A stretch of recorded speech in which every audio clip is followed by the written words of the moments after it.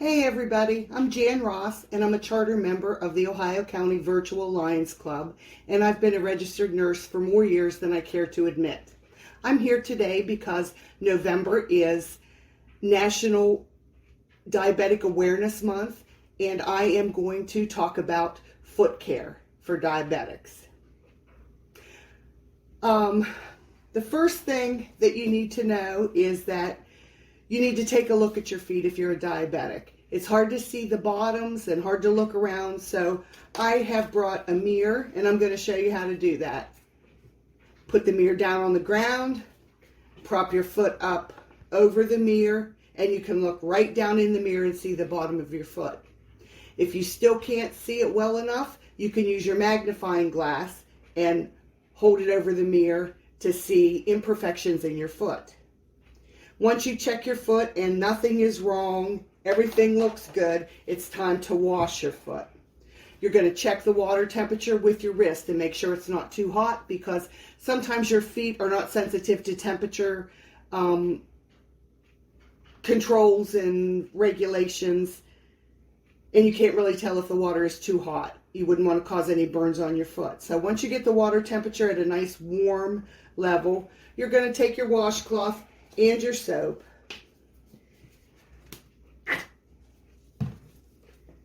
lather it up real good, and you're going to wash your foot. You're going to wash the tops, in between all the toes, and around the back of the toes, all over your whole foot. Get your heel real good, get everything.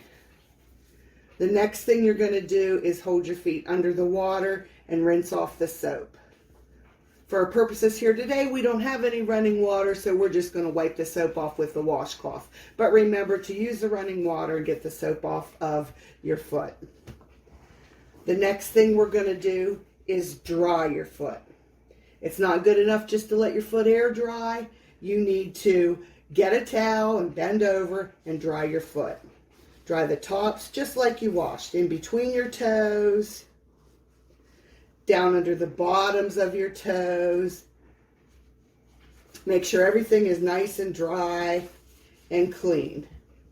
Now, after you've washed your toes and your feet, you're going to take a look at your feet again and make sure that when you wash the dirt off that you didn't uncover some other kind of bruise or splinter or cut.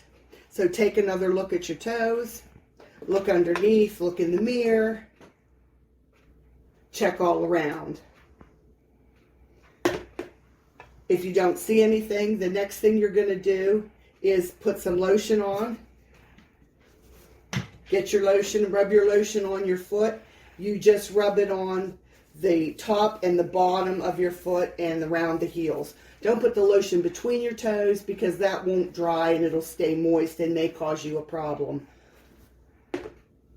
After you get the lotion on, we are going to put on a sock. We have clean cotton socks. Cotton socks are great because they absorb moisture and they also let your foot breathe, so you won't have any skin problems from your socks.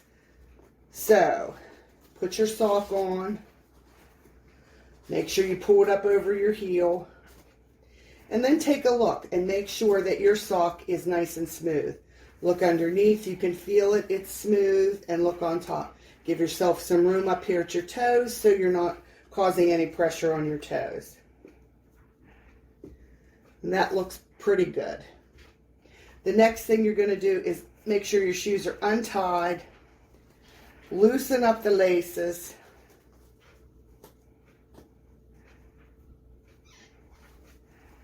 and slip your foot down in your sock. In your shoe, sorry. Well, obviously it doesn't fit.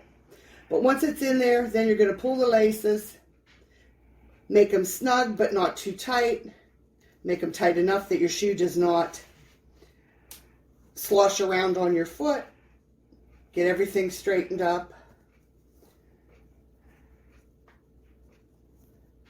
Tie a nice bow. Make sure your shoes fit well, make sure they're wide enough, and make sure that you tie, Velcro, or use whatever securing measures are available so that the shoe stays on your foot good. Wearing shoes can make a difference between being in the hospital from an injury or not being in the hospital. If you stub your toe and you have a shoe on, it will be less of an injury than if you're in your socks or your bare feet, where you might have to end up at the hospital getting IVs or end up with an infection. So remember, do not cut your nails. Go to the podiatrist for that. He will cut your nails so that you don't injure the skin. Also, that'll give him time to check your feet for any cuts, scrapes, bruises, corns, bunions, etc. Also, do not go to the nail salon. You might think that's a quick and easy way to get your nails cut and make your feet great, but it's not the cleanest place for you to be when you're a diabetic. If you're a diabetic, you should be at the podiatrist's office getting proper foot care. All right, everybody, thanks for your attention. I will maybe see you again. Have a great day.